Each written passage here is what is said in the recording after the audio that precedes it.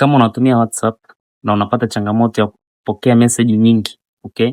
Unakuta uko kwenye group, kila mtu ana mention group, kila mtu anatuma notification, kila mtu anatuma voice chat, lakini sio kila message ambayo unaipenda ingie upewe taarifa kwamba ingia. Nyingine ziingie lakini zisikusumbue. Unachotaka kufanya, ingia kwenye WhatsApp yako, fungua hilo group, bonyeza hapo juu kwenye setting ya group, utashuka chini, utaingia sehemu imeandikwa notification. Ukishabonyeza hapo, utaona hiyo list sasa hapo. Hapo unaweza kwenye mute hapo, utamute, yani kwamba usipokee taarifa yoyote.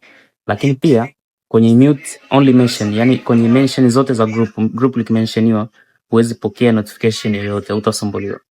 Lakini pia unaweza ukachagua ringtone ya notification yako iliyo mlio gani. Lakini pia hapo chini kabisa unaweza kuona una mute voice chat tu. Kwa kupitia hapo utaweza control ni taarifa ipi uweze kupewa notification au usipewe notification. Hiyo itakusaidia kuepuka distraction, vitu vya kusumbua ambavyo havina maana. Karibu sana. Follow, like na share video for tech tips kama hizi.